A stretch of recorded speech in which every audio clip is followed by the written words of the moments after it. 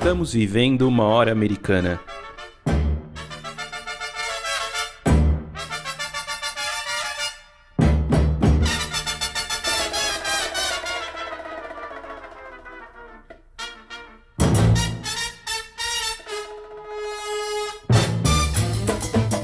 Sejam bem-vindos ao podcast Hora Americana. Aqui traremos especialistas para conversar sobre diversos temas da história das Américas.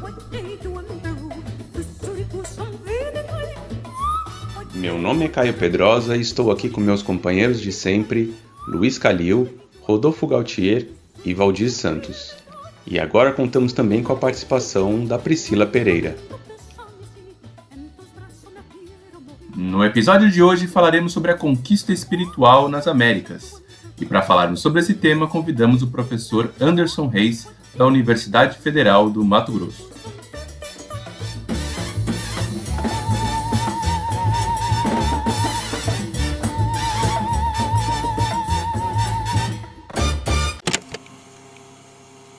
Me encuentro entre ustedes porque el primer paso de esta peregrinación penitencial es el de renovar mi pedido de perdón y decirles de todo corazón que estoy profundamente dolido. Pido perdón por la manera en la que lamentablemente muchos cristianos adoptaron la mentalidad colonialista de las potencias que oprimieron a los pueblos indígenas. Estoy dolido. Pido perdón en particular por el modo en que muchos miembros de la Iglesia y de las comunidades religiosas cooperaron, también por medio de la indiferencia, en esos proyectos de destrucción cultural y asimilaron forzadas de los gobiernos de la época que finalizaron en el sistema de las escuelas residenciales.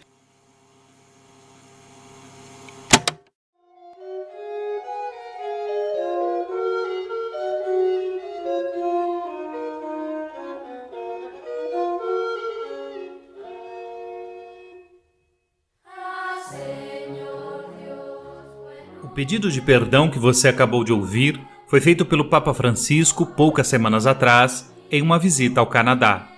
O pedido faz referência a cerca de 150 mil crianças indígenas retiradas de suas casas e internadas em escolas católicas desde o final do século XIX até 1996, quando a última instituição desse gênero foi fechada. Essas crianças eram afastadas de suas comunidades, muitas vezes por meio de internações forçadas e proibidas de falar suas línguas nativas, bem como ter contato periódico com seus familiares, sendo recorrente as denúncias de castigos, fome, abusos e maus tratos.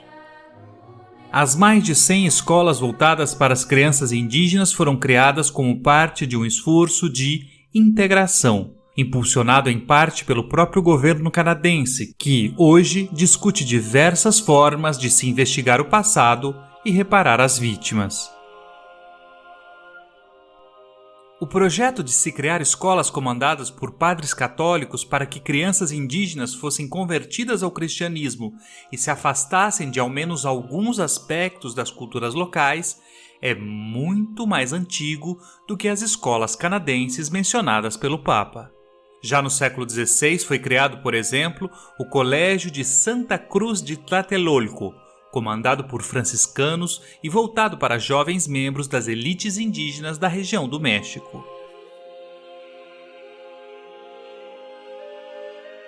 O pedido de perdão feito pelo Papa abre espaço para uma série de reflexões mais amplas a respeito da presença da Igreja Católica nas Américas. Os primeiros religiosos chegaram ao nosso continente já em 1493, meses após o desembarque de Cristóvão Colombo. No entanto, demorou algumas décadas para que surgissem estruturas religiosas mais organizadas em solo americano. Um marco importante foi a chegada, em 1524, de 12 frades franciscanos a Nova Espanha, responsáveis pela conversão de milhares de nativos, pela construção de colégios como os que acabamos de citar e de livros que buscavam compreender a cultura, as crenças e a história desses povos.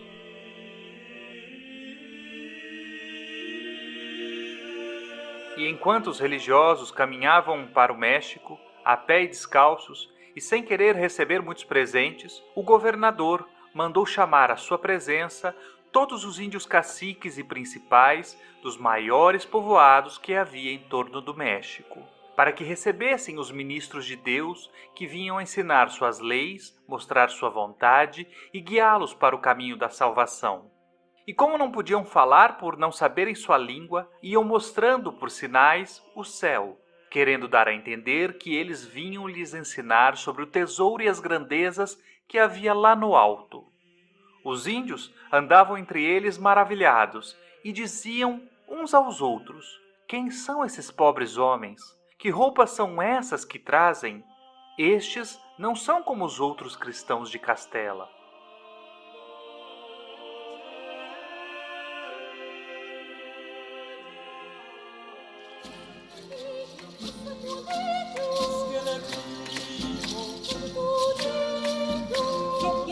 Esse trecho adaptado que você acabou de ouvir narra a chegada dos franciscanos à cidade do México em 1524, onde foram recepcionados pelo conquistador espanhol Hernán Cortés e por diversas lideranças indígenas.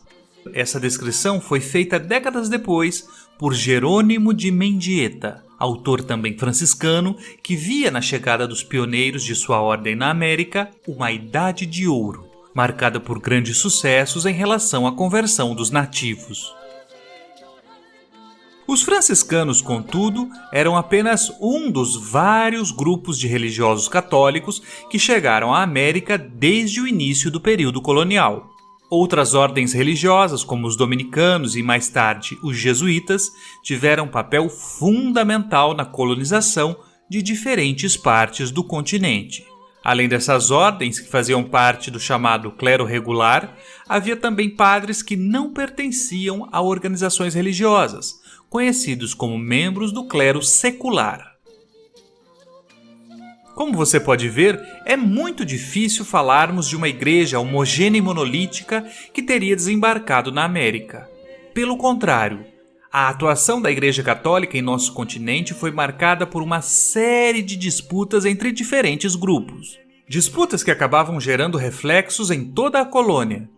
Decidir quem seria o bispo de determinada região, por exemplo, envolvia uma série de cálculos, conflitos e pressões que extrapolavam o campo religioso, envolvendo também funcionários da coroa e membros das comunidades locais. Muitos desses conflitos ficam visíveis quando pensamos no processo de conversão dos indígenas. Desde muito cedo, houve uma série de disputas e debates em relação à forma como eles deveriam ser convertidos e, até mesmo, se essa conversão seria possível.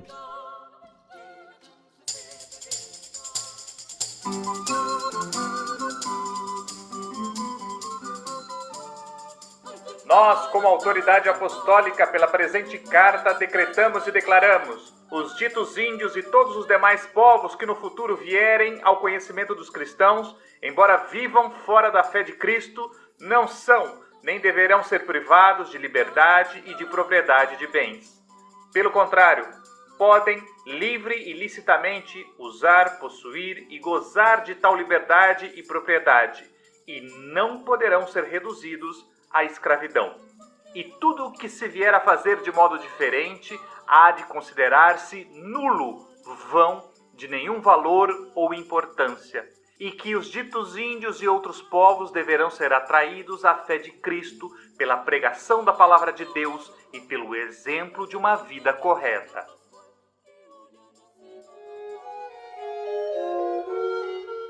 A citação que você acabou de ouvir é um trecho da bula Sublimis Deus, emitida em 1537 pelo Papa Paulo III. Nela, há uma defesa enfática da possibilidade de os indígenas serem cristianizados, além de duras críticas à forma como muitos deles vinham sendo tratados pelos colonizadores europeus. No entanto, mesmo após este documento papal, os debates e embates entre religiosos continuaram. Um momento-chave a esse respeito é o chamado Debate de Valladolid, ocorrido no início da década de 1550. Nele, 2 religiosos católicos expuseram opiniões antagônicas sobre como deveria ser o processo de conversão dos indígenas. De um lado, o dominicano Bartolomé de las Casas defendia um contato pacífico e a conversão como um direito dos nativos. Do outro, o Juan Ginés de Sepúlveda identificava os povos americanos como inferiores aos europeus, fazendo menção à concepção aristotélica de escravidão natural e defendendo a lógica da guerra justa a depender do comportamento dos indígenas.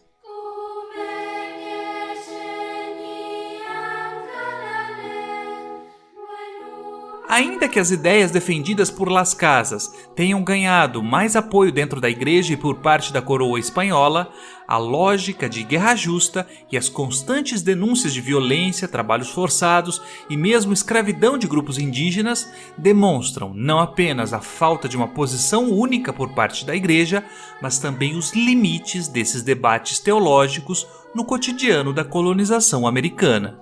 Dessa forma, podemos falar não de uma, mas de várias igrejas católicas na América, marcadas não apenas por mudanças, a depender da época e da região, mas também por uma profunda ambiguidade. Um cristianismo que veio da Europa e rapidamente criou devoções locais em diferentes partes do continente, como o culto à Virgem de Guadalupe no México e as devoções a Santa Rosa de Lima e ao Santo Negro Martinho de Porres na região andina. Um cristianismo que, ao mesmo tempo em que reconheceu indígenas como santos, criou uma série de dificuldades para que eles se tornassem padres. Como a Igreja Católica se relacionou com a coroa espanhola? De que forma eventos marcantes como a Reforma Protestante e a Contra-Reforma Católica impactaram na atuação dos religiosos na América? Como deveria ser o processo de cristianização dos povos nativos?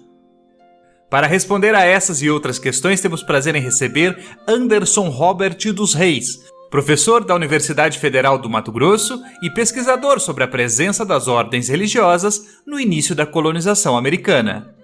Antes, porém, vamos com a Priscila, que traz a dica da hora desta semana. A dica da hora dessa semana é de um lugar onde se encontra uma das mais bem conservadas missões jesuíticas que houve nas Américas ao longo dos séculos 17 e 18. Estou me referindo aqui às ruínas jesuíticas de San Ignacio Mini, consideradas Patrimônio Mundial pela Unesco e também um importante espaço da memória. As ruínas estão situadas na província de Misiones, lá no território argentino, e se encontram muito perto da região da Tríplice Fronteira. San Ignacio Mini também faz parte de um conjunto de 30 povoados missioneiros que foram construídos pelos padres jesuítas em um território que atualmente compreende Argentina, Brasil e Paraguai. No lado argentino, nós temos 15 desses povoados, no Brasil 7 e no Paraguai 8. Além de seu traçado específico, que é bastante característico do chamado Barroco Guarani, esses conjuntos arquitetônicos apresentam distintos graus de conservação, com algumas ruínas melhor preservadas do que outras. No caso de San Ignacio Mini, essa importante missão jesuítico-guarani foi originalmente fundada no ano de 1610 pelos jesuítas, no atual estado do Paraná, numa região chamada pelos nativos de Guairá. No entanto, pouco tempo depois, a missão foi atacada por bandeirantes e teve que ser transferida mais para o oeste, para a região do Arroio Iabebiri, na atual província de Misiones, lá na Argentina.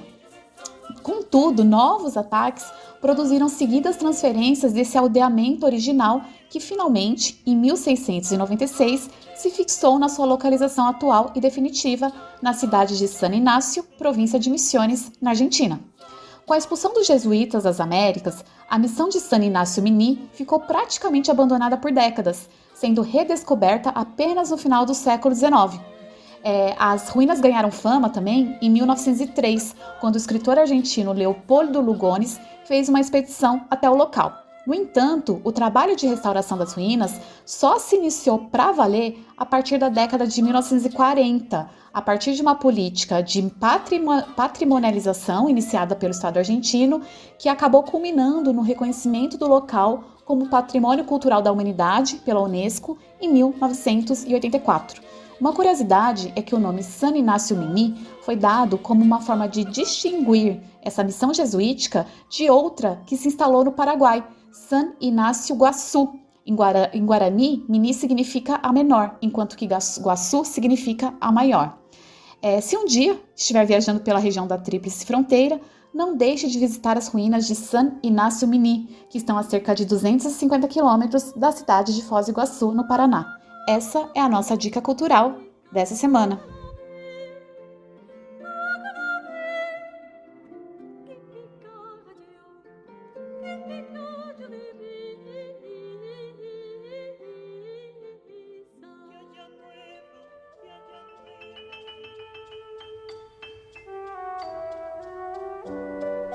Você está ouvindo Hora Americana. Bom, olá, ouvintes do Hora Americana. Vamos para mais um episódio aqui do nosso programa. Hoje temos o prazer em receber o professor Anderson Reis, da Universidade Federal do Mato Grosso, que vai conversar com a gente sobre o período colonial, né, sobre a questão da Igreja Católica e os indígenas nas colônias das Américas. E o Calil vai começar com a primeira questão. Seja bem-vindo, Anderson. Anderson, muito obrigado por você ter topado. Faz tempo que a gente quer conversar com você sobre esse tema, que é muito interessante. Eu acho que permite a gente fazer muitas questões sobre o período e sobre a relação da Europa com a América, com os indígenas e os europeus. Enfim, eu acho que vai ser uma entrevista excelente, né? Para a gente começar, eu acho que vale a pena a gente, antes de falar da América em si, pensar um pouquinho sobre a Igreja Católica nesse período. A gente fez já um episódio sobre as Inquisições do século XVI, século XVII. Eu acho que é muito interessante perceber como a Igreja Católica ela é muito plural no período, cheia de disputas, contradições, grupos internos que não necessariamente se veem como uma unidade. E, além disso, nesse período a Igreja vinha passando por uma série de disputas e debates teológicos, por exemplo, né, questões envolvendo o milenarismo, questões envolvendo o que é conhecido como a devotio moderna. Pensando nisso, né, que igreja ou que igrejas, né, no plural, vêm para a América nesse período colonial? E quais são os principais dilemas e debates que ela estava inserida nesse período? Mais uma vez, muito obrigado. Oi, Calil, Caio, Valdir, Priscila, todo mundo que está nos ouvindo. Bom, primeiro, prazer estar aqui, obrigado pelo convite. Sou fã e ouvinte assíduo aqui do podcast de vocês, então prazer estar aqui com vocês hoje. Eu começo, Calil, concordando, acho que um ponto importante com a ideia de igrejas no plural, né, que você mencionou na sua pergunta. A gente com alguma frequência fala em igreja, né, até para fins didáticos ou às vezes para uma conversa mais informal, mas é importante ter em mente essa ideia da pluralidade porque ela ajuda a gente a compreender um pouco melhor certas realidades, e esta da chegada da igreja na América, ou das igrejas na América, e aí eu vou falar igreja por vezes no singular, mas entenda-se sempre igrejas e essa pluralidade que você mencionou. Seria difícil a gente imaginar uma instituição, à época e ainda hoje, com centenas de anos, milhares de anos, que se pretendesse, ainda que se pretenda ser homogênea, que assim fosse, né? Então ela é bastante heterogênea, bastante atravessada por forças que nem sempre estão se movimentando na mesma direção e com alguma frequência tentam escapar um pouquinho do ordenamento. Então, quando a gente pensa na igreja, numa instituição que assenta, que tem como fundamento a interpretação de um livro sagrado, que tem centenas de anos, é difícil a gente pensar numa igreja com uma única unidade, e ainda que a gente torne ela singular na nossa fala, a gente precisa levar em consideração esse aspecto que você mencionou. Então, esse acho que é um ponto importante. Daí uma percepção que a gente tem que a história da igreja é uma história sempre atravessada por crises, por dilemas, por divergências. E no caso da igreja que vem para a América, esse período, como você mencionou, é um período particularmente interessante para olhar para essas crises, divergências e conflitos.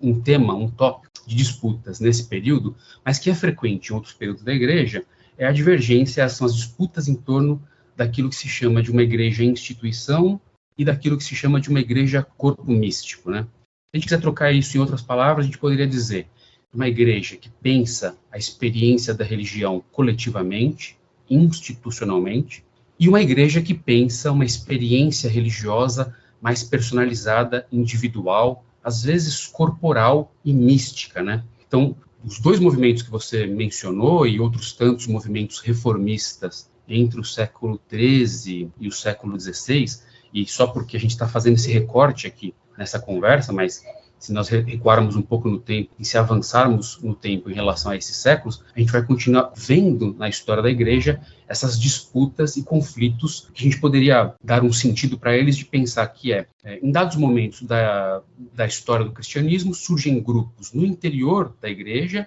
os grupos se advogam, né, se consideram cristãos, mas eles propõem, por uma determinada leitura ou compreensão da Bíblia ou da tradição, algumas mudanças no modo como se experimenta a fé, como se deveria viver uma vida efetivamente cristã, que nem sempre se acomoda no seio daquilo que a própria instituição está considerando o mais correto, ou o tradicional, ou o que nós chamamos de ortodoxia, né? Então, essas leituras heterodoxas aparecem, desafiam com alguma frequência a ortodoxia, algumas delas resvalam e entram num campo que é o campo das heresias, outras vão sendo acomodadas no interior da igreja.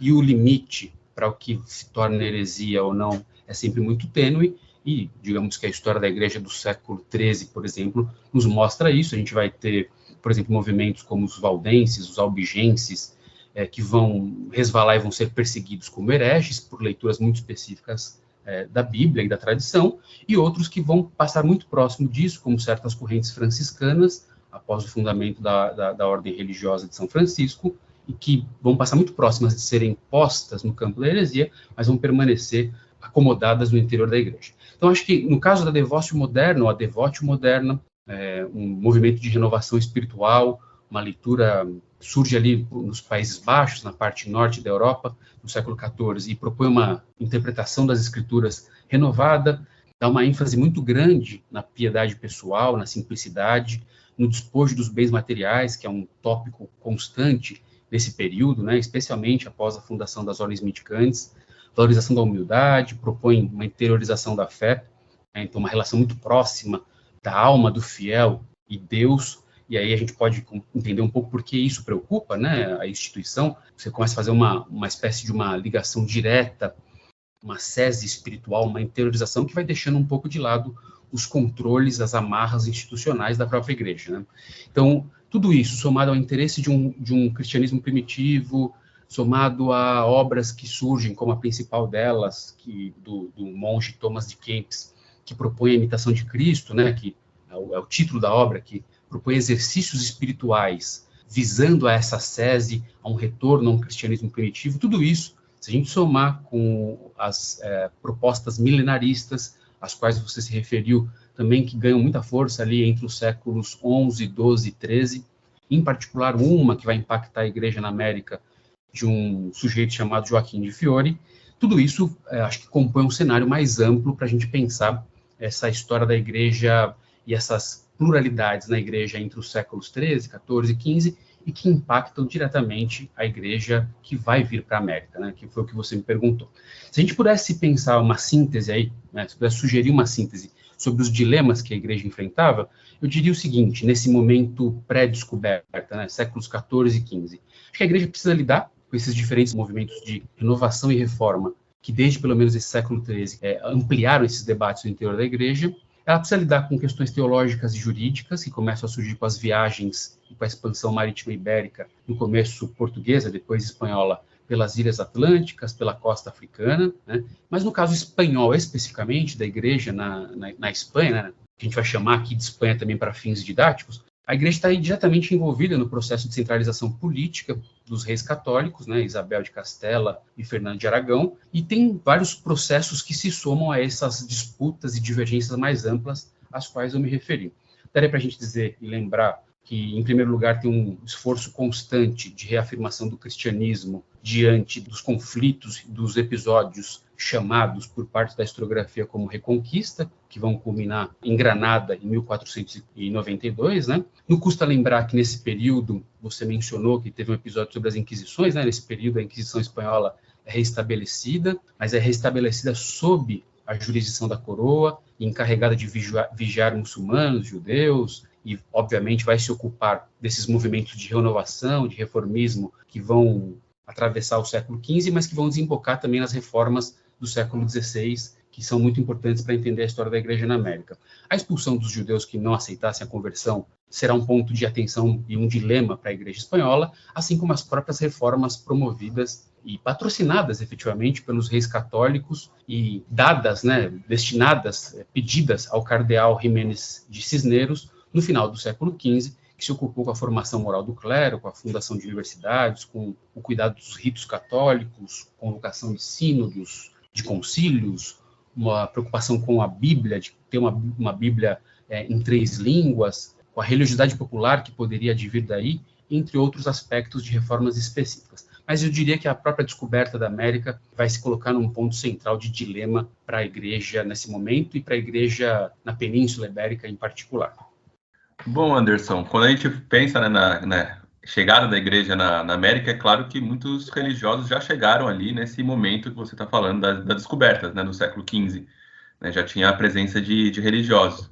Mas a organização mesmo, e a presença mais organizada, em grande escala, da Igreja Católica nas Américas, demora um pouquinho ainda, Então, pensando nisso, como que se dá essa introdução e organização da Igreja nas Américas? E, junto com isso, como que era essa relação, que você já tocou um pouco, entre a Igreja e as coroas ibéricas? É isso, Caio.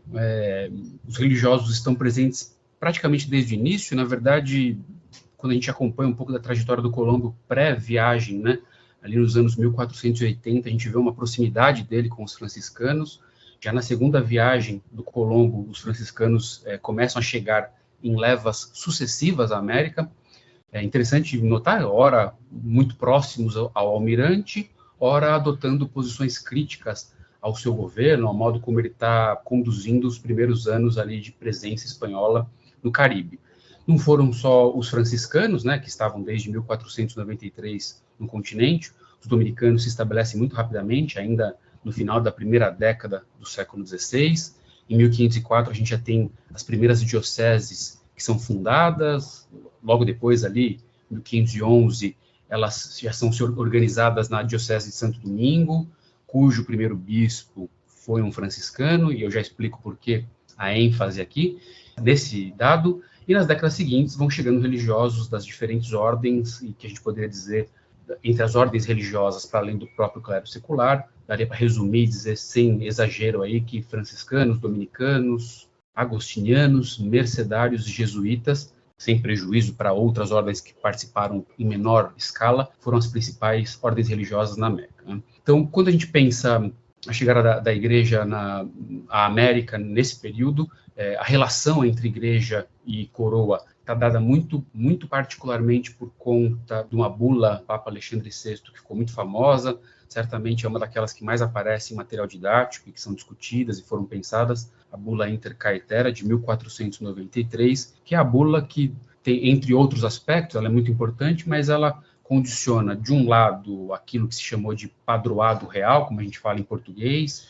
ou real patronato, o patrocínio real, que foi basicamente a transferência ao poder civil, aos reis católicos, das atribuições e direitos que a própria Igreja julgava ter sobre as novas terras. Afinal de contas, o Papa era vigário de Cristo na terra, quaisquer terras e territórios encontrados estariam sob direito da Igreja, Então, a transferência desse poder aos reis católicos, de modo que os reis católicos patrocinassem essa ideia do patronato, a Igreja, a ida de pessoas religiosas para a conversão, e outros aspectos como o cuidado com a própria construção de edifícios, de pagamento de salários, de recolhimento de dízimo, tudo isso tem início com essa bula. Então, por um lado, ela dá um indício muito concreto da relação entre as coroas e a Igreja, aqui entre o papado e as coroas, e de outro lado, ela está na base do Tratado de Tordesilhas, que vai marcar um pouco da divisão das novas terras entre Portugal e Espanha. Então, acho que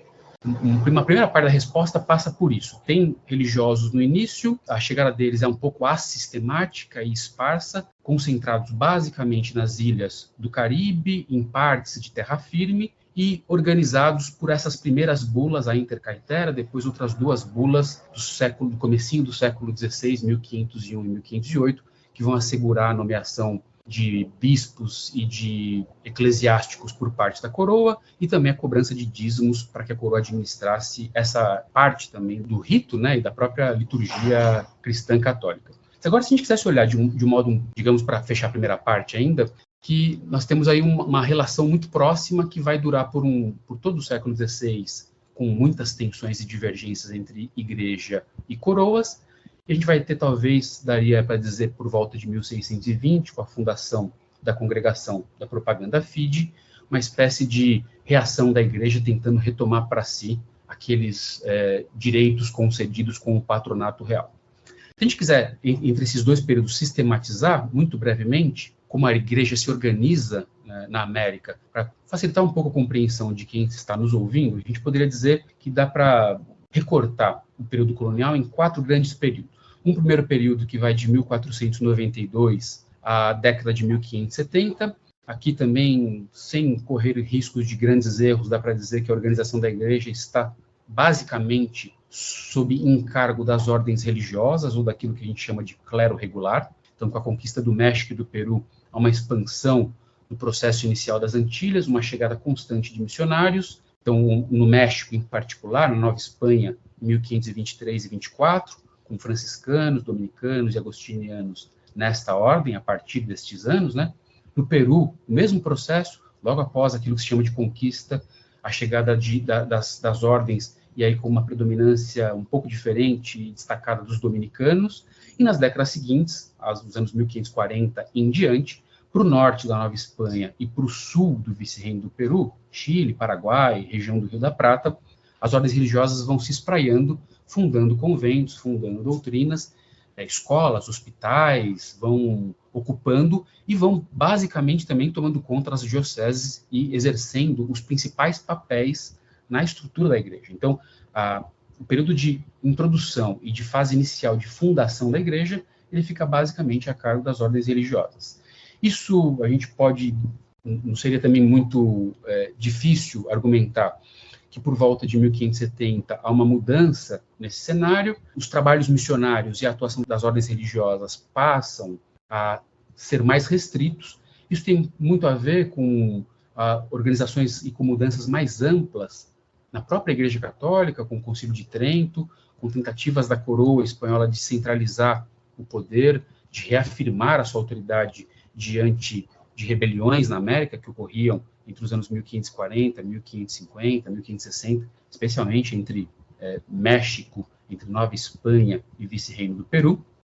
Então, nesse período há uma restrição à atuação dos trabalhos missionários e há uma espécie de consenso de que talvez tivesse chegado o momento de substituir o trabalho das ordens pelo trabalho do clero secular e dos bispos, né? Nesse momento, só para se ter uma ideia, é o período em que a gente vê a chegada dos tribunais do Santo Ofício em Lima, no México, 1570 e 1571, respectivamente, depois em Cartagena de Índias. Os jesuítas chegam à América Espanhola neste momento, são realizados concílios e sínodos importantes nas Américas, e, portanto, as ordens religiosas perdem um pouquinho do seu espaço. Daria para a gente dizer que esse é o período da consolidação da igreja. Ele vai entre 1570 e 1620, mais ou menos, nas diferentes partes do continente. E, por fim, a gente poderia falar de 2 outros períodos para sistematizar essa divisão quadripartite que eu propus para o período colonial: um período de estabilização da igreja, após essa consolidação, que iria aí da década de 1620 até meados do século XVIII. Aí o dado interessante é que, quando a gente olha para a igreja nesse período, e daí a ideia de que ela está estabilizada, após 1620, novas dioceses só vão ser criadas na América a partir de 1777, né? Então, tem uma espécie de consolidação e de estabilização daquilo que havia sido feito nos 2 períodos anteriores, ainda que isso não signifique uma estagnação.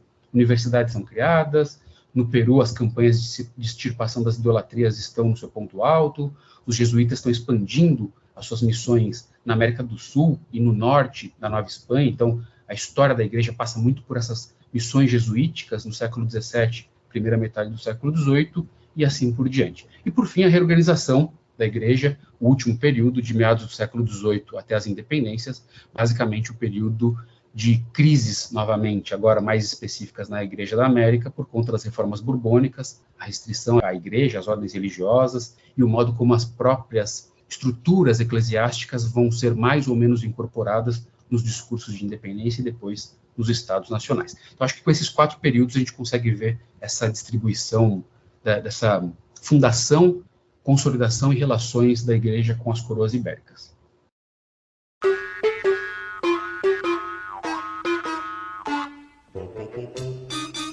Oi, eu sou a Maria Clara. Oi, eu sou o Paulo, e nós somos integrantes do Hora Americana. Gostaríamos de te convidar para conferir os conteúdos publicados das nossas redes. Afinal, o episódio nunca acaba nessa horinha aqui. Muitas das temáticas e dicas mencionadas por nossos convidados e convidadas serão retomadas por lá, e praticamente todo dia tem postagem nova. Então é isso. Nos acompanhe também nas redes sociais do Hora Americana e não se esqueça de nos avaliar nas plataformas de áudio. Encontramos vocês lá.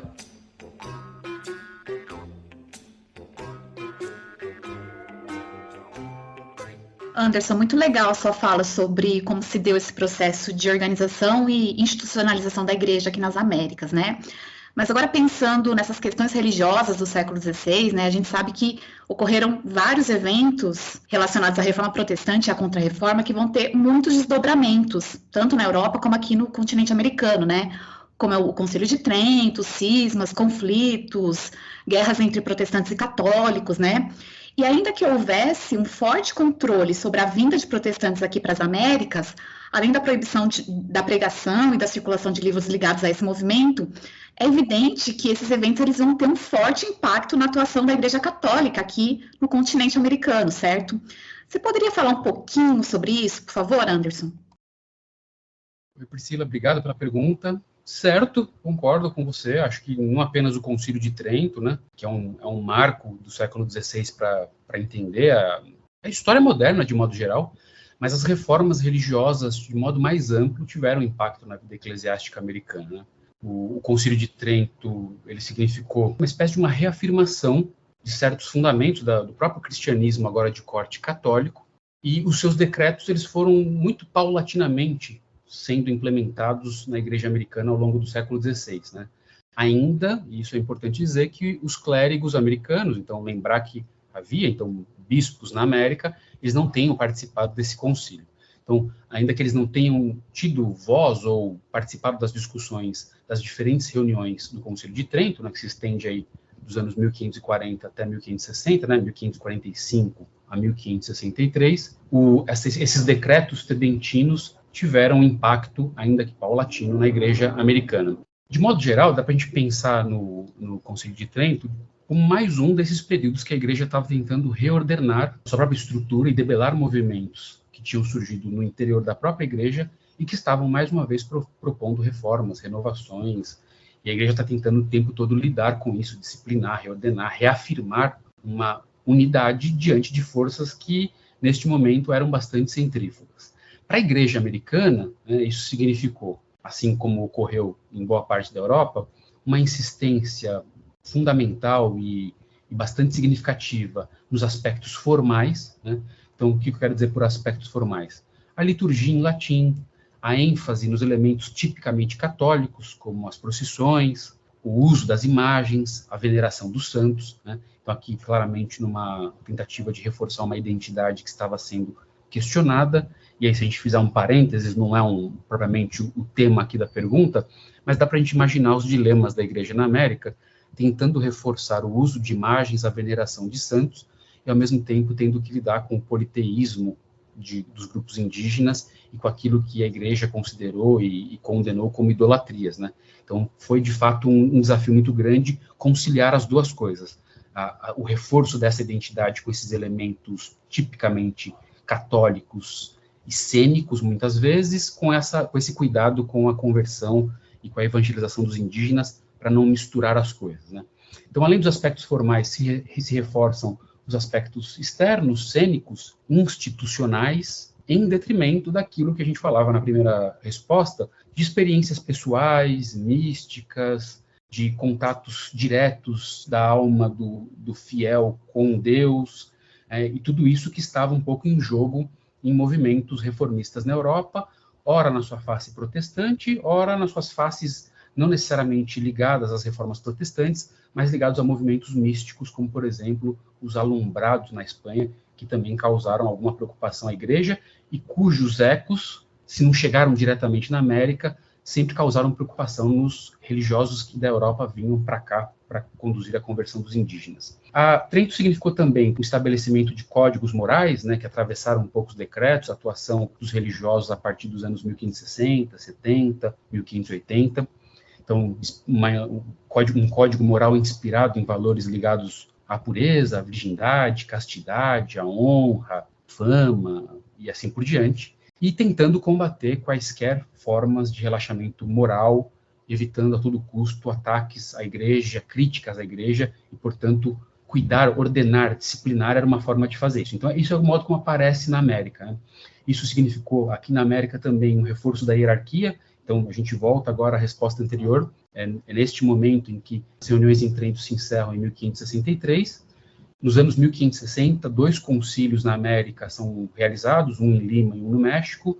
Depois, nos anos 1580, são realizados novamente os terceiros concílios, né?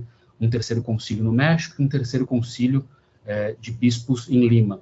Esses 2 concílios são os responsáveis por receber, por acomodar os decretos de Trento, para reforçar a hierarquia, reforçar os dogmas, o que era muito importante, os sacramentos, e aí, de novo, vale fazer aqui a reflexão, né, de como reforçar o sacramento, era pensar no batismo, pensar no matrimônio, de como isso fazia sentido também para a condução da própria conversão indígena na América, de modo a garantir alguma, se não toda, coesão diante das críticas reformistas.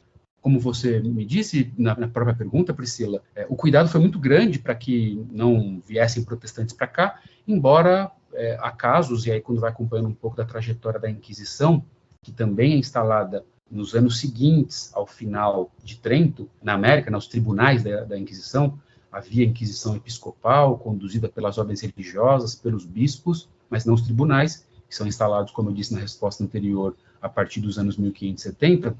Então, acompanhando um pouco a trajetória destes tribunais, a gente consegue perceber também a preocupação com alguns protestantes, uma desconfiança em certos casos, uma circulação de ideias luteranas, que mesmo quando não eram direta e propriamente vinculadas ao Lutero, causavam algum temor e preocupação nas instituições da igreja. Então, esse reforço da hierarquia era muito importante, e este é o último aspecto que eu gostaria de mencionar. Essa hierarquia ela é reforçada a partir de uma reafirmação da autoridade episcopal, ou seja, da autoridade dos bispos, fazendo, não só na Europa, mas também na América, das dioceses e da atuação dos próprios bispos, o cerne da organização eclesiástica, né? Então, se antes havia uma certa maleabilidade e uma dispersão maior da atuação religiosa via ordens, via clero regular, a partir da acomodação dos decretos de Trento na América, e aí a gente pode situar isso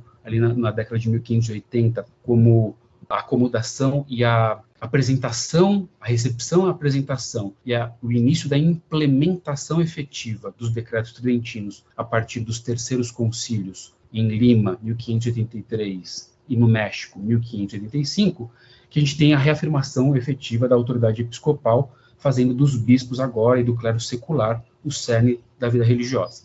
Quando a gente olha assim, em resumo, em um panorama geral como este que eu estou traçando aqui, faz todo sentido para uma instituição que, diante de ameaças que propunham, que criticavam os dogmas, os sacramentos, a hierarquia e a própria estrutura da igreja, a igreja fazer reformas e se repensar e reafirmar os valores que pudessem, de alguma maneira, garantir uma unidade, uma coesão diante das próprias críticas reformistas.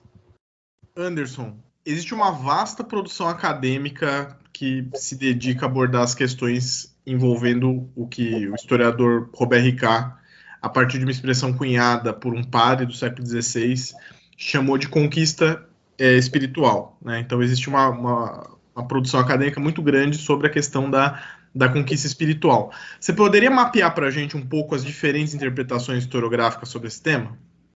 Posso sim, Valdir. É uma tarefa difícil. Eu vou tentar aqui, na verdade, oferecer alguns caminhos desse mapa historiográfico que ele é muito amplo, mas vamos ver aqui o que a gente consegue fazer para o nosso ouvinte aqui ter uma noção inicial a respeito do tema. Vale a pena começar pelo termo, então, conquista espiritual. Acho que você mencionou de modo muito apropriado. Ele é consagrado historiograficamente e ele também é usado pelos próprios agentes históricos, né? Então, embora o que aparece na historiografia a partir do século XX, até onde eu posso mapear esse debate, e o que aparece nas fontes não necessariamente coincida, mas tem uma questão aí de fundo, né? Então, conquista espiritual é um tema historiográfico, mas é também um termo usado pelos próprios agentes históricos. Aqui vale a pena uma ressalva inicial, porque com alguma frequência a gente pode lidar, seja em materiais de divulgação, materiais didáticos, ou na própria historiografia, com uma abordagem, com uma aproximação ao tema conquista espiritual, entendida esta conquista de modo muito direto e sem tornar isso um processo histórico, né? Como se fosse um fato ali. Eu reputo, avalio que para a conquista espiritual ocorre o mesmo dilema do que ocorre com as conquistas, né? Que agora têm sido pluralizadas, foram discutidas. Eu avalio que para a conquista espiritual vale também a pena manter um pouco o pé atrás para pensar mais como um processo e não como uma espécie de um fato. Então, eu vou falar sobre a conquista espiritual e vou dizer, então, como os indígenas foram convertidos, evangelizados, e uma história que tem começo, meio e fim muito claro ali e se resume quase sempre ao trabalho inicial da igreja nas diferentes regiões da América. Então, acho que vale a pena deixar essa dúvida como pano de fundo. Você mencionou, né, da ideia da conquista espiritual cunhada ainda no século XVI, da conquista espiritual historiograficamente. Vale a pena dizer isso, acho que talvez fosse uma boa história a ser escrita, desconheço se ela já foi, a respeito da própria história do termo conquista espiritual, né? Com alguma frequência a gente vincula a conquista espiritual a uma obra de um jesuíta, o padre Antônio Ruiz de Montoya. A crônica dele, o relato dele se chama Conquista Espiritual, feita pelos religiosos da Companhia de Jesus nas províncias do Paraguai, Paraná, Uruguai e assim por diante, de 1639, né? Mas é um termo usado com mais frequência, inclusive anteriormente, em outras partes, né? Então, a gente consegue mapear o uso da ideia de conquista espiritual na obra do franciscano Paulo Trindade, Conquista Espiritual do Oriente, uma obra escrita em Goa, na obra do Bernardo de Lisana, um outro franciscano, em 1633, que escreve uma história da província de Yucatán, e aí uma espécie de complemento do título é Devocionário de Nossa Senhora de Ismal e Conquista Espiritual. E aparece também em outros religiosos, como Antônio Tello, aí já para metade do século XVII, que narra a conquista espiritual e temporal na região de Jalisco, também ali para a região onde hoje é o atual país México. Então, tem uma série de fontes, e seria interessante em algum momento traçar uma história deste termo, mas dá para dizer que no século XVII ele é consagrado, ele aparece em diferentes manifestações em fontes, e que depois no século XX ele é retomado e vai se transformar em clássico, né, um termo clássico que marca as leituras dos historiadores e historiadoras de como se deu a conversão e a evangelização na América. O marco é aquele que você citou, Robert Ricard, Conquista Espiritual do México, uma tese, e ele é um franciscano, né, escrevendo em 1933, e ela é editada em espanhol na década seguinte, em 1947, e depois um dominicano, padre José Maria Vargas, escreve a Conquista Espiritual do Império dos Incas, uma obra publicada em 1948, um ano depois da publicação em espanhol da obra do Robert Ricard, e o Vargas admitindo que o que ele estava chamando de conquista espiritual estava inspirado pela própria conquista espiritual, a obra do Robert Ricard. Então, mapeado um pouco esse ponto de partida da conquista espiritual, daria para dizer, e aqui são os caminhos muito sintéticos que eu vou propor, porque é um tema muito vasto, difícil de ser mapeado de modo completo, para a gente pensar um pouco da conquista espiritual entendida nos termos da sua maior ou menor efetividade em termos de conversão. Ou seja, conquista espiritual como se fosse o termo que engloba a ideia da própria conversão. E aí o debate se houve uma conversão ou se não houve conversão dos indígenas e se houve de qual tipo de conversão, se é uma conversão mais ou menos formal e assim por diante. Então, acho que esse é um debate rico, eu menciono ele e deixo aberta outras possibilidades para conversar em outro momento. Então, daria para dizer, pensando a conquista espiritual e a sua fortuna historiográfica, que o próprio Robert Ricard, que a gente mencionou, ele é um ponto de partida importante porque ele é um dos primeiros, se não foi o primeiro, é um dos primeiros a pensar a conquista espiritual dividida em duas possibilidades. Então ele fala assim, se a gente quiser avaliar a conquista espiritual tomando as tradições indígenas como se fosse uma tábula rasa, recusando as tradições indígenas, seria muito difícil de conceber uma conquista espiritual, porque a gente vai notar constantemente que há persistências de práticas não cristãs e que essa persistência dessas práticas não cristãs, ao longo do tempo, indicaria uma falha na conversão. Então, se a gente faz tábula rasa do passado indígena, a gente vai pensar numa conversão que foi falha. Se a gente, de modo contrário, admitir certas semelhanças das tradições indígenas pré-hispânicas com as tradições cristãs, então daria para pensar numa espécie de preparação providencial, ou seja, já haveria, num dado momento do passado pré-hispânico, certas semelhanças providencialmente estabelecidas e que se tornariam, ao longo da conversão, do trabalho dos missionários, mais cristãs. Neste caso, a conquista espiritual, aqui, ela seria possível e a presença de elementos indígenas não indicaria necessariamente a inviabilidade ou a falha da conversão. Um outro espectro desse debate, de alguém que se posiciona de modo muito decisivo com uma interpretação distinta, a gente encontra historiadores como o francês Christian Duverger, que escreve um livro já nos anos 90, em diálogo com a obra do Robert Ricard, e analisando algumas crônicas escritas na Nova Espanha, em que, a partir até de uma avaliação pessimista de um dos cronistas, o franciscano Bernardino de Sahagún, ele vai dizer que, se a gente olhar com alguma calma o processo do que ocorreu ali durante a conversão e a presença dos elementos indígenas, não teria havido mais do que uma conquista espiritual formal, exterior, que dissimulava, efetivamente, nos elementos exteriores cristãos, sobrevivências idolátricas indígenas. Então, aqui seria uma visão mais pessimista. E a gente vai ter, num terceiro momento, um terceiro lugar aqui deste mapa historiográfico, interpretações que vão tentar criar gradações da conquista espiritual ou da conversão indígena, né? É o caso de estudos clássicos como o do Sérgio Gruzinski, no seu livro A Colonização do Imaginário, de 1988, ou de estudos clássicos também, mas aí na historiografia brasileira, como do professor Leandro Carnal, que vão fazer uma espécie de gradação e vão dizer, olha, quando a gente avalia a conversão para as elites indígenas, para os filhos das elites indígenas, daria para dizer, sem grandes preocupações, que a catequese produziu um cristianismo que correspondia a certos preceitos da igreja, a certos conceitos e a certos valores. Mas quando a gente olha para a conversão das massas, aquilo produziu o que o Gruzinski vai chamar de um cristianismo de fórmulas e gestos, então que os indígenas faziam gestos e externalizavam, mas eram apenas formais. Internamente, eles não teriam sido convertidos. O mesmo processo avaliativo faz o Leandro Carnal, no seu livro Teatro da Fé, em que ele faz uma distinção ali entre uma conversão mistagógica, mais cuidada, mais curada, e um ideal salvífico, como ele chama, né? Um ideal de conversão das massas, e que teria produzido, portanto, um outro tipo de cristianismo. Acho que a distinção, vale a pena mencionar, da abordagem do Leandro Carnal, e que me parece muito promissora, para encerrar essa parte aqui, é de que ele levanta um ponto muito importante, que depois foi desenvolvido também, discutido, de que a conversão pressupõe sempre um modelo, né? A gente fazer uma avaliação da conquista espiritual, pressupõe sempre tomar um modelo como ponto de partida para você comparar e aproximar e dizer se aqueles a quem você destinou o esforço missionário estão mais ou menos convertidos, né?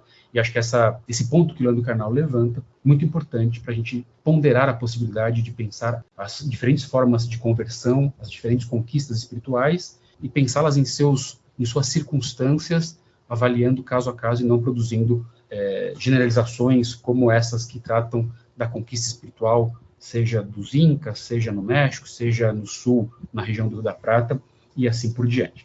Vale a pena, e sem me estender mais, fazer uma menção a interpretações mais críticas da noção de conquista espiritual, e aqui eu deixo a sugestão de que, diferentemente deste debate sobre a efetividade da conquista espiritual, há avaliações mais críticas, como a do Henrique Dussel, que vai tratar a conquista espiritual basicamente como uma dominação religiosa, como parte daquilo que ele chama de encobrimento do outro, ou de pensar a conquista espiritual como um processo descivilizador, né, como propõe o historiador Miguel Ángel Guzmán, um texto de 2016 muito interessante. Acho que aqui é um debate final que pode ser discutido num outro momento, mas fica a recomendação neste esboço de mapa historiográfico para os nossos ouvintes que queiram aprofundar o tema.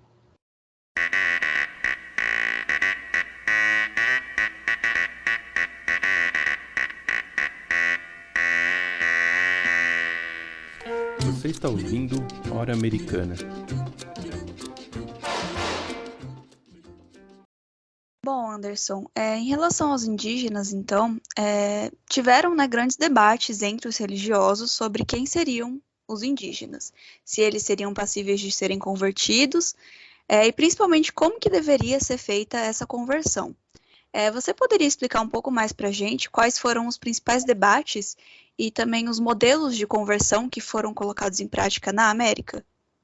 Letícia, sim, a gente pode tratar um pouco desse tema, assim como na resposta anterior é um tema bastante vasto, né? Tento aqui sistematizar um pouco desses debates e modelos de conversão aos quais você se referiu. Para a gente começar a pensar, vale a pena chamar a atenção que há uma relação desses debates sobre quem eram os indígenas, debates que têm tons e sotaques teológicos e jurídicos, né? Inclusive sobre as origens dos indígenas, com questões muito concretas, né? Então não são apenas debates que estão jogados ali ao vento, eles têm muito a ver com aquelas experiências iniciais a partir da chegada do Colombo, a exploração das ilhas, depois a presença da igreja em terra firme nas diferentes partes do continente. Tem a ver com a exploração da mão de obra indígena, né? Com o estatuto dos indígenas, se eram escravos, se eram vassalos do rei, se pagavam impostos, né? Com as violências e com os diferentes modos pelos quais as populações indígenas foram sendo dizimadas em várias ilhas do Caribe e assim por diante. Então, não era simplesmente um debate, às vezes a gente estuda isso como no campo das ideias, mas tinha muita relação com a própria experiência, com a própria prática dos espanhóis na América. Vale a pena dizer que né, afirmar, estabelecer quem eram os indígenas, eu tenho insistido nesse ponto em outros momentos, em outros textos que escrevi, dizer quem eles eram era uma forma de, ao dizer, classificá-los e colocá-los numa dada hierarquia. Então, acho que esse é um primeiro ponto importante que vale a pena destacar. Quando a gente olha para, então, essa definição de quem eram os indígenas, para pensar as formas da conversão, incorporação dos indígenas à coroa espanhola, de que modo, em que lugar desta hierarquia eles seriam colocados, eu vou propor aqui uma divisão também para sistematizar um pouco a ideia de 3 momentos.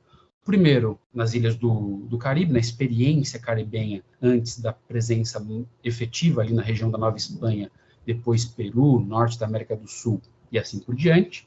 Um segundo momento, nos anos 1530, com foco na Nova Espanha, e aí vou explicar por quê. E, por fim, a atuação dos jesuítas, acho que tem um ponto final ali para a gente conversar um pouco sobre esses modelos de conversão. Então, nesse primeiro momento das ilhas, os debates nas 2 primeiras décadas, e não é que eles vão desaparecer, eles vão se repetir ao longo de todo o século XVI, depois vão sendo retomados em momentos específicos, eles diziam basicamente respeito a quem eram os indígenas e a uma distinção dos indígenas e dos canibais, né? Então, tem aquele primeiro susto, o primeiro desconhecimento, a confusão conhecida do Colombo sobre onde estava, o transporte de indígenas para a Europa, e a pergunta, bom, quem são?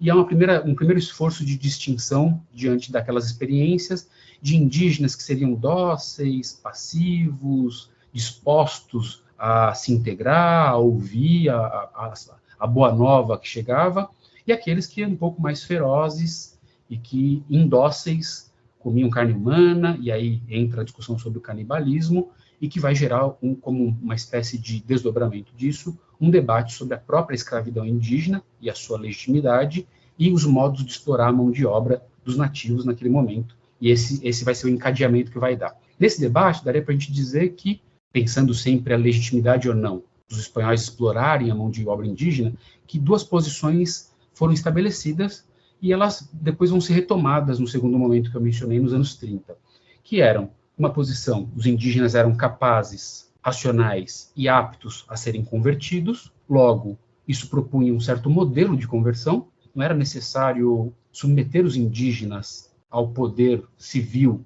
para depois convertê-los, então aqui supõe um trabalho missionário paulatino e depois uma incorporação política. porque está ancorado em algumas vozes que começam a se levantar nas primeiras décadas do século XVI, argumentando em favor da capacidade, da racionalidade, da aptidão, da inclinação dos indígenas à conversão. Uma segunda posição era a contrária. Eles eram incapazes, bárbaros e deveriam, de modo distinto da primeira posição, ser submetidos aos espanhóis, que, provendo então essas orientações para o seu governo nas encomendas, facilitariam o posterior e talvez possível trabalho de conversão. Então aqui a gente tem um modelo distinto, né? Então o debate é basicamente sobre a racionalidade e aptidão e capacidade dos indígenas.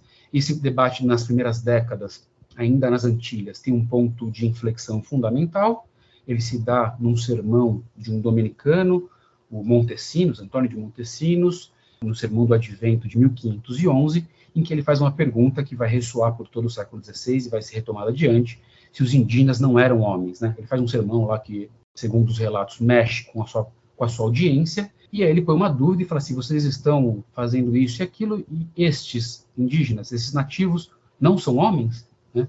E aí, como uma espécie de resposta e ao impacto da pergunta e dos debates que se seguiram ao sermão do Montesinos e das críticas, a coroa espanhola passa, então, a rever alguns aspectos. Ela cria uma primeira junta de discussão, a junta de Burgos, da qual sairão as chamadas leis de Burgos, que vão dizer que os indígenas são homens livres, mas que devem trabalhar em condições aceitáveis e com salários, são súditos do rei. Então ela não elimina a encomenda, não elimina a obrigatoriedade de trabalho, mas faz algumas ponderações a respeito da posição dos indígenas nessa escala que eu mencionei. As encomendas e o requerimento, dois instrumentos importantes, né?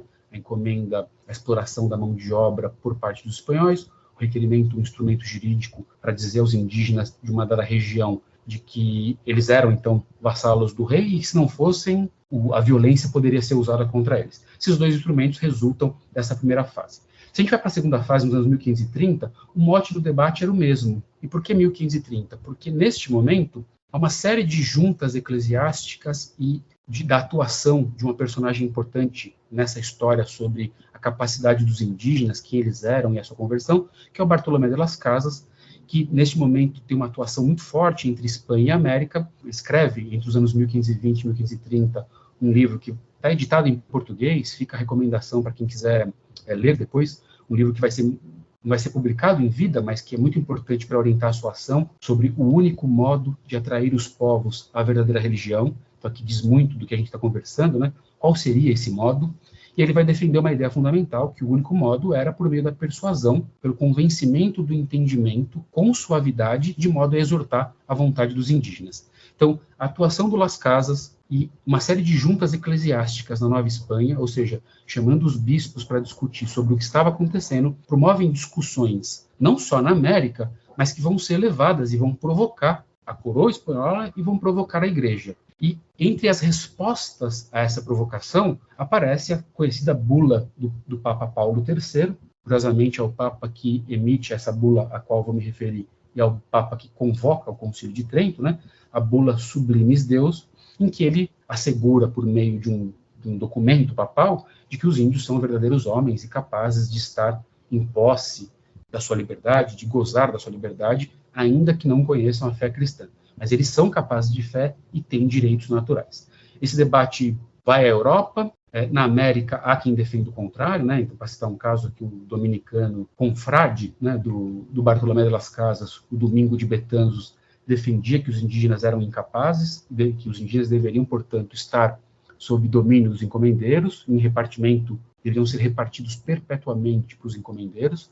Então, há um debate favorável e contrário, ainda nos anos 1530, replicando um pouco daquilo que havia acontecido no Caribe na primeira década do século XVI. Né? E o terceiro momento, como desdobramento da própria bula do Paulo III, e da própria atuação também do Bartolomé de las Casas, vem nos anos 1540 e 1550, em que a coroa espanhola promulga um conjunto de leis muito desfavorável aos encomendeiros, fazendo sérias restrições às encomendas, e, portanto, reaquecendo o debate sobre quem eram os indígenas, porque dizer quem eram os indígenas, como eu enfatizei no início, era dizer se poderia ou não explorar a sua mão de obra do modo como ela estava sendo explorada até aquele momento, né? A discussão está toda posta na Nova Espanha aí, porque no vice-reino do Peru, nos anos 1530, ainda o domínio espanhol estava pouco assentado, e durante os anos 1540 continuava ainda muito instável por conta das guerras civis. Então, essa provocação das leis novas leva a um novo debate, a uma nova junta que vai opor Bartolomé de las Casas de um lado e Sepúlveda, Juan Guinness de Sepúlveda, um filósofo, teólogo, de outro lado, e que vão de novo discutir se os índios eram tão bárbaros e inferiores a ponto de poder se fazer guerras contra eles, para depois conduzi-los ao cristianismo, e se era justa a guerra contra os índios como modo de propagar o cristianismo na América. O debate é muito interessante. Aqui, para a gente sintetizar, dá para dizer que a perspectiva do Bartolomé de las Casas, que defendia a persuasão, o convencimento do entendimento dos indígenas, prevalece, ainda que não quer dizer que não se tenha mais feito guerra aos indígenas, que não tenha havido discordâncias, divergências sobre a barbárie ou incapacidade ou inferioridade, mas o fato é que isso, pelo menos, promove certas reorientações na política espanhola a partir do final dos anos 1540 e dos anos 1550, em relação à incorporação dos indígenas na própria ideia de coroa espanhola. E, por fim, como eu mencionei, vale a gente destacar uma espécie de modelo de conversão. Ele não é propriamente distinto de tudo isso que foi dito, mas ele é muito particular, que é o dos jesuítas, que chegam à América Espanhola, como a gente já viu, tardiamente, em relação às primeiras ordens mendicantes, então chega 50 anos depois, e eles propõem um modelo de conversão orientado pelas conhecidas reduções, né, pelas missões de redução, de primeiro fazer os indígenas viver de modo civilizado, como se argumentava, para só depois levar adiante as estratégias de conversão.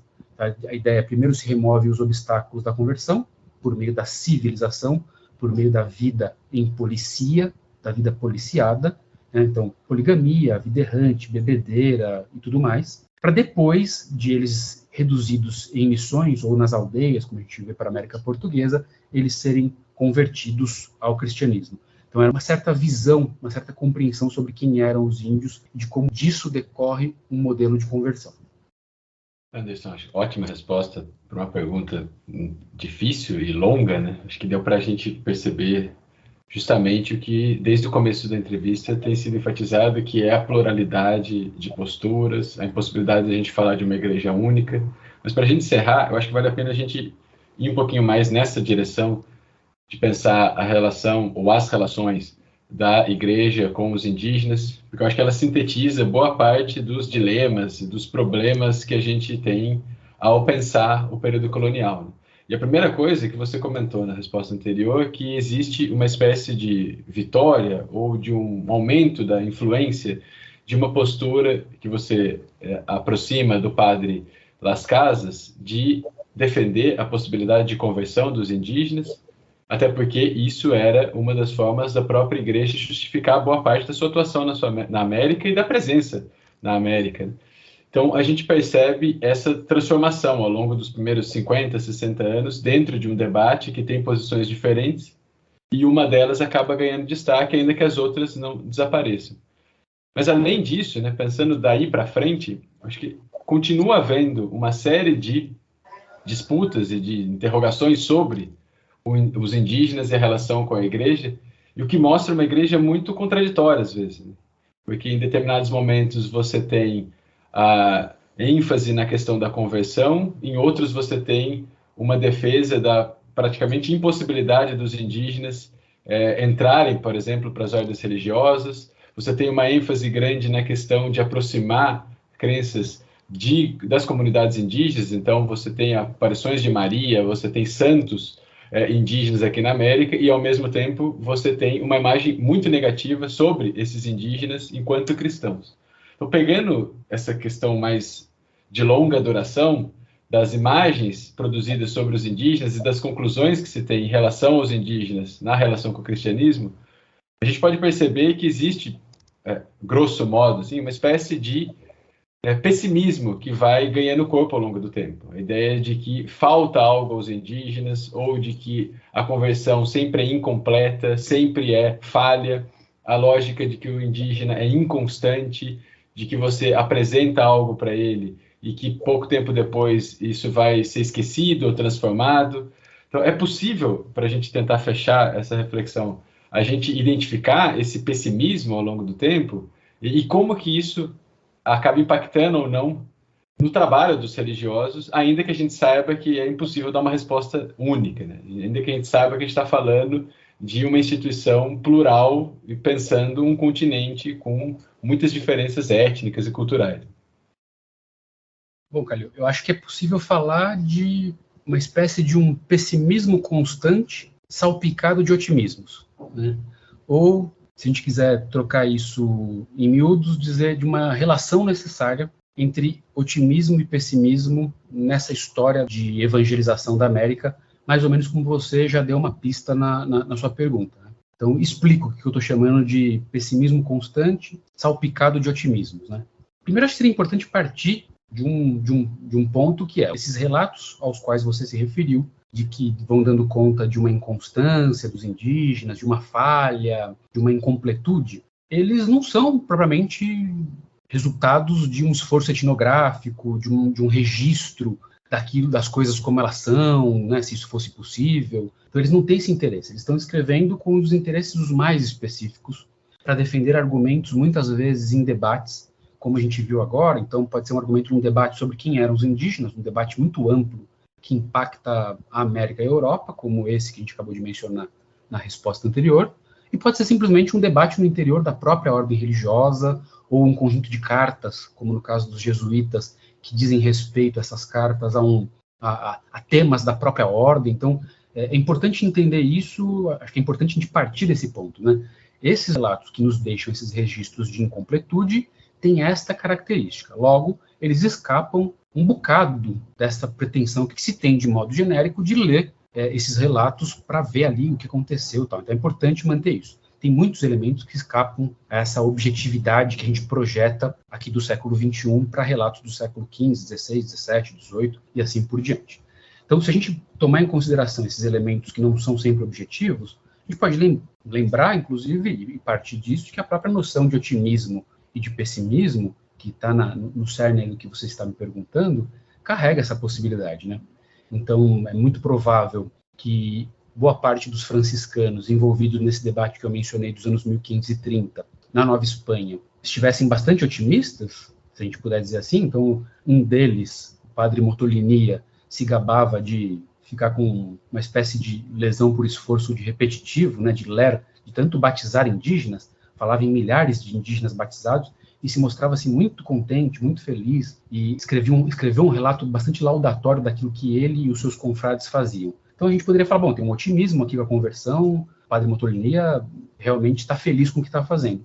E ao mesmo lado, no mesmo momento, no convento ao lado, é possível que os seus colegas dominicanos olhassem como olharam com bastante desconfiança, imaginando algo do tipo, olha, esses caras não sabem o que eles estão fazendo, eles não preparam os indígenas, eles não explicam as verdades, e, portanto, esses indígenas estão sendo batizados, mas vão voltar às práticas idolátricas. O demônio ali vai tomar conta, vai reagir, e eles vão voltar às suas práticas antigas, e a não preparação correta para o batismo não vai funcionar, portanto, teremos aqui um pessimismo.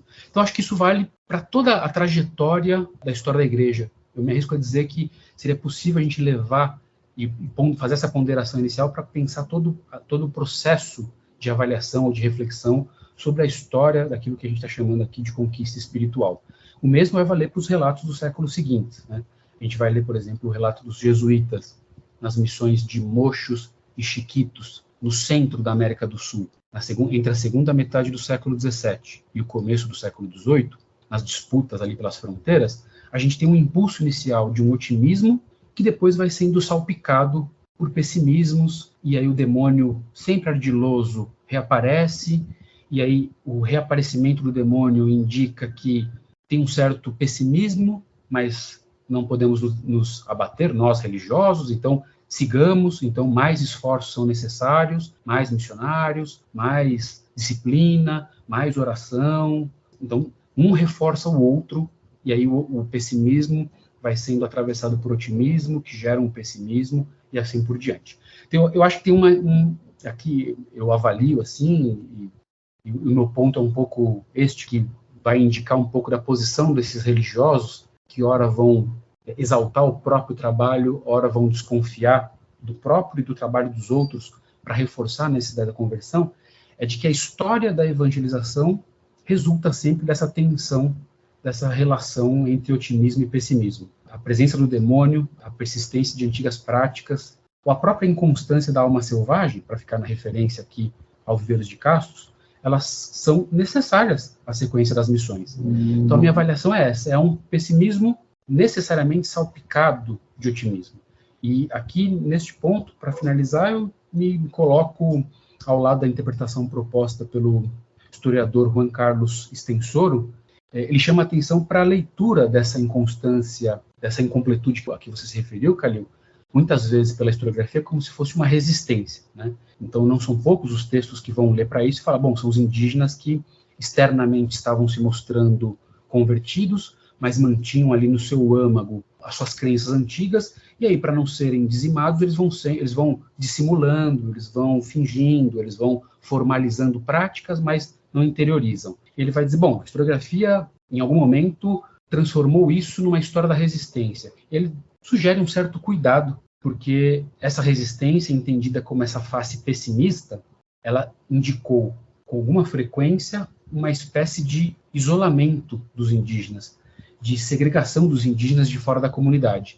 Então, nunca eles estavam dentro, né? Então, havia sempre algo que não se completava, havia sempre uma falha a mais que não poderia ser suprida ou vencida. Havia sempre um obstáculo que, por mais otimista e por mais trabalho dos religiosos, nunca os indígenas chegariam no ponto em falar, bom, agora, então eles foram convertidos, né? E acho que a questão aqui do extensor e do ponto que eu estou levantando nessa resposta final, não é dizer da conversão ou não, mas é notar como esse pessimismo funciona como um reforço da necessidade das missões, de como isso significou, basicamente, deixar os indígenas de fora da igreja, né? Da comunidade, de um modo geral. Eles são incorporados, mas nunca são totalmente. Talvez o exemplo mais específico seja aquele que você mesmo mencionou, a despeito das muitas manifestações de religiosidade cristã entre populações indígenas, um clero indígena não foi realidade até muito tardiamente no final do período colonial. Da formação de um clero indígena, da participação dos indígenas, da própria estrutura da igreja, da participação dos sínodos, das juntas, isso não foi realidade durante o período colonial, ou pelo menos durante boa parte do período colonial. Então, acho que vale a pena manter essa desconfiança, acho bastante saudável, essa que o Stensoro menciona, e vale a pena também aquela que eu mencionei no início, da leitura desses relatos pessimistas e otimistas, de tomá-los nas suas especificidades e não tentar um pouco ponderar um pouquinho o nosso anseio por objetividade ao examiná-los. Bom, Anderson, muito obrigado pela sua presença, foram ótimas as respostas, você nos ajudou muito a entender esse período fundamental da história das Américas, essas questões, né, que são tão importantes, e mostrar vários caminhos aí para se pensar esse momento que às vezes se fala de uma forma muito generalizante, né, muito simplista. Você mostrou como que tem várias complexidades aí para entender esse processo e como é muito interessante, né, toda essa trajetória aí da história das Américas nesse período aí, nessa questão da conversão dos indígenas, da presença da igreja na América colonial. Eu agradeço o convite mais uma vez, reforço os parabéns a vocês que estão envolvidos nesse projeto, muito interessante, e espero que o nosso bate-papo aí ajude alguns ouvintes interessados na história da igreja no período colonial. Um abração para vocês. O Hora Americana desta semana fica por aqui. Este podcast é um projeto de extensão interinstitucional com membros da Universidade Estadual de Londrina, Universidade Rural do Rio de Janeiro, Unicamp, Instituto Federal de São Paulo e Instituto Federal do Sul de Minas Gerais. O Hora Americana tem produção de Luiz Calil, Caio Pedrosa, Valdir Santos Júnior e Priscila Pereira. A edição é de Caio Pedrosa, Bruno Oliveira e Letícia Cavalcante. Divulgação e produção de conteúdos para as redes sociais de Maria Clara Figueiredo e Paulo Gomes. Neste episódio, utilizamos as canções A Senhor Dios, Sanctus Benedictus, Libera-me, Passaqualho, Ai Andar Andar e Toca la Flauta, todas disponíveis online. O Hora Americana pode ser escutado nas principais plataformas de podcast e também na rádio e TV Unicamp. Daqui a 2 semanas estreia mais um episódio. Até breve.